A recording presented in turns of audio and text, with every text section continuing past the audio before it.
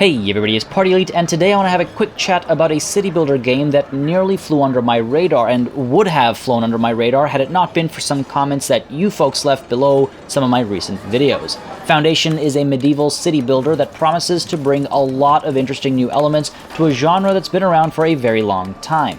The developers have kindly given me early access to the ongoing alpha build, and I've had the fun of playing this extremely early access build, and I can already see exactly why this is one to watch out for.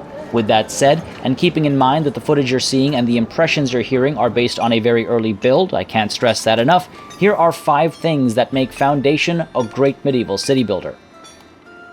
The organic approach to city building is, pardon the pun, the very foundation of the game. Rather than taking a super rigid approach to everything, laying out a grid of paths and plotting down structures or zones over top of them, Foundation limits your direct control and in doing so opens up a whole new world.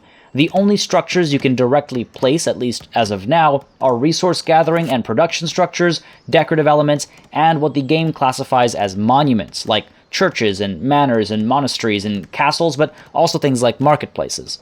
Apart from this, everything works on a zone basis. Using brushes to paint out zones, you tell your people where they can build houses, where they can extract resources, where they can farm, and where they're not allowed to go, so on and so forth. Based on these zones, your citizens will do what they need to, as they need to. Paths aren't laid down, not by you, not by anybody. They form naturally as people take the path of least resistance between destinations. Just like in the real world, to this day, where we often see corners cut where grass is trampled or simply does not grow anymore to make pseudo-paths.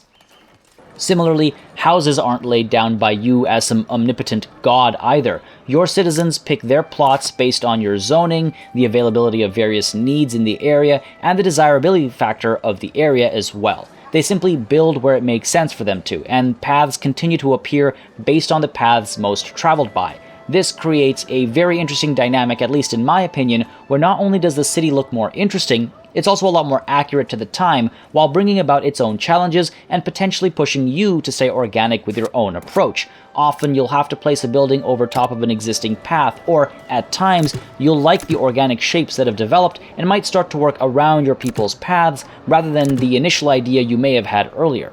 Ultimately, while you can sort of direct your citizens, they will have fine control over the layout of sections of your city, and that might drive you to change your plans to work more nicely with the ever-evolving organic situation. I can't stress enough how cool and immersive this approach has been over my several hours playing this game. It's a nice touch, it's not something I think we've seen before, and it really brings the cities to life. Monuments are special types of building where you actually have much finer control than anything else. The category includes churches, monasteries, castles, marketplaces, manors, and more down the line, I'm sure. When it comes to building them, rather than just plotting down a zone or placing a single structure, you can lay the entire monument out using modular pieces, planning exactly how it'll look, how tall it'll be, and how much real estate it will take. Depending on what you lay out, the cost and benefits of the monument will change, reflecting better boons and higher costs for building a more grand monument, potentially with more functionality. This system is really interesting because, rather fittingly, it represents the few times an actual architect or artisans would be brought in to plan, lay out, and construct a building. The provided pieces, and again, this is very early in development, allow for a great deal of variety and customization because of how they're all designed. Clever placement can reveal some interesting ways that the pieces can come together, and since the city around these monuments have grown organically, you might find the location itself will become a part of these unique monuments. The terrain certainly will. I think with opening up of modding support or with ongoing developer support, these options can grow to insane numbers, unlocking a great variety of unique layouts. It's an interesting juxtaposition against the organic city growth, and it works well to give you ownership over certain structures more than most city builders do, where you simply plop down a pre-existing design, even for monuments and tourist attractions. Take a look at this city that I've got going on over here. Initially, where this church is right now was just a patch of trees that I left because I thought the trees looked pretty in this circular sort of area. And then I decided, you know what, let's put a church down here. It'll be a nice spot for a church, and across these bridges over here will be my lord's manor, and it's this nice sort of story of, you know, this very pious lord, I suppose, who can take the bridge in the morning to church every day. He has a clear view of the church. It just creates these very alive cities, I find, allows you to have some fun, allows you to create and craft stories as you go along organically, just like the city itself. The estates, or stakeholders as I call it, is an interesting system that's been introduced in Foundation to provide direction to an otherwise relatively free-form game. Your peasants, the nobility, and the clergy are all aspects that need to be taken care of in order to prosper. These three are very fitting concerns for the time period and place: the people beneath you, your nobles around you, and God above all. These estates come into play in a few ways. Every so often, an event comes by that prompts you to complete a task. On the one hand, you can decline, but should you accept, you'll simply have to complete the mission to earn some points for the relevant stakeholder. But there's a risk of failure that would cost you points from the same stakeholder. These points can, in turn, be spent to unlock certain structures or components for monuments, which then, in turn, provide additional boons to your city. Coupled with a splendor rating that's split across the three estates, your city might be more or less appealing from the perspective of a peasant, a nobleman, or a man of the cloth, and this, in turn, allows you to unlock higher tiers of unlockable structures. These events and assignments are a great way to integrate a mission and reward system, and by integrating three different aspects of medieval matters, we see branching paths of sorts affecting what order you unlock things in and what things you might prioritize, what sort of city you'll make. While the beta, or I should say the super early access alpha, has only a limited set of potential events and assignments, it's easy to see how your three stakeholders can be used to create a wide variety of missions, events, and scenarios that keep you on your toes. With more options for unlockable elements and a greater variety of mission types, this system can be fantastic, especially if the missions get more and more complex for greater risks and rewards, maybe sometimes pitting the three estates against each other for your attention.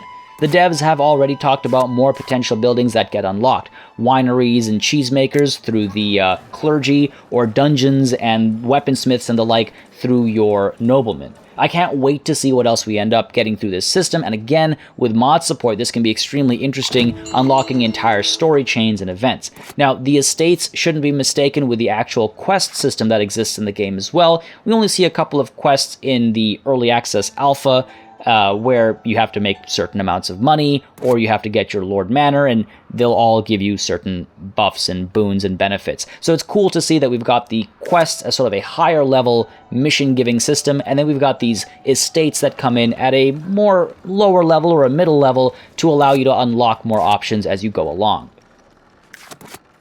Complex supply chain management inspired by the likes of the Settlers and the Anno games makes for a very fun management challenge. As is the case with any good city builder, at least in my opinion, the best part is having to manage keeping everything and everyone happy and running smoothly.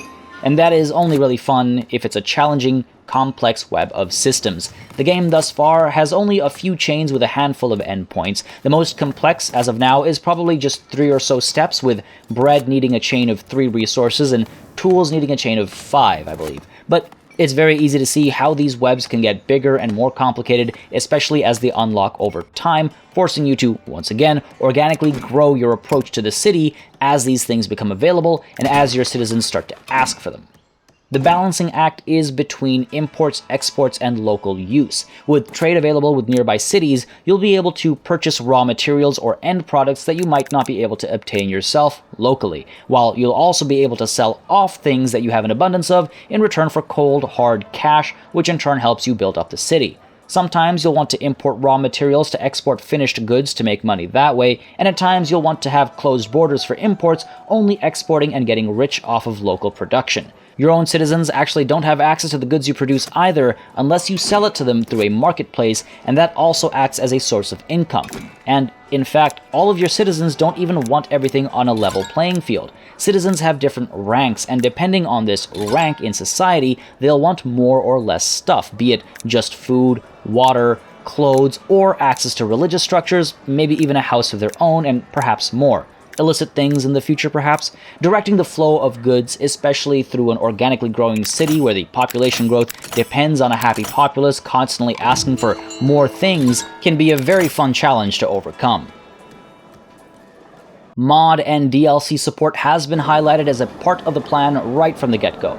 In a world where DLC is always judged through a lens of suspicion, a game like this made without DLC in mind can balloon up in size very quickly and get stuck in development hell, especially when it's coming out of a Kickstarter campaign. you know how it goes sometimes. It's one of those genres where DLC is actually inevitable here, and if done right, it's great to have because it keeps the game alive for longer without feeling like daylight robbery. The Witch Hunting DLC takes us to Germany, complete with a German visual pack, new events, actions, and buildings, all fitting of the witch hunting traditions, let's call it. The Natural Disasters DLC is going to bring everything from tornadoes to meteor showers and earthquakes to whatever else might kill a poor medieval peasant. And finally, as a free piece of content, because they hit a certain stretch goal, we'll also get the Highland Architecture Pack, taking us to the Scottish Highlands, complete with their own housing styles and unique monument pieces. Mod support sounds like it was an integral part of development since the beginning, ensuring that the in-house Hurricane engine would be easy to work with.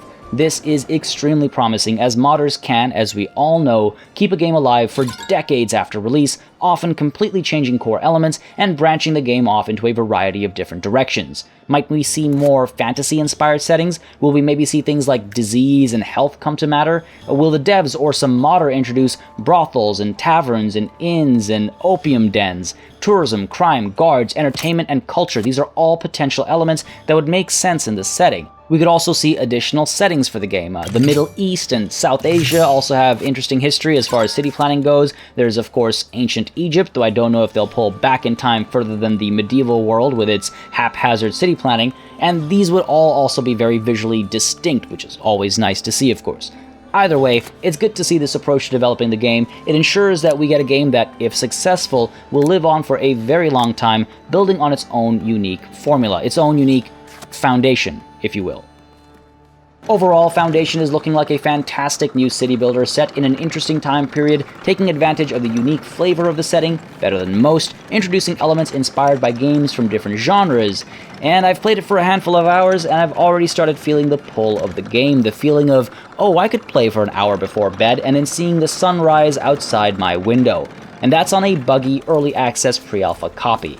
If you're interested in getting early access yourself, check out the link in the description down below where you can pledge to support the game in return for early access and other perks. I'll be keeping my eyes on this game for sure, following progress very closely, and maybe I'll share my cities when they get to particularly large or interesting milestones, just to show exactly what is possible here. I'm having a great time with this early access, I'm not gonna lie, it's been a joy. I always like a good city builder, especially when it's got the complex systems management that some of these games actually lack. I want to just thank you guys very quickly for actually pointing out that I missed out on this game in my most anticipated city builder games list.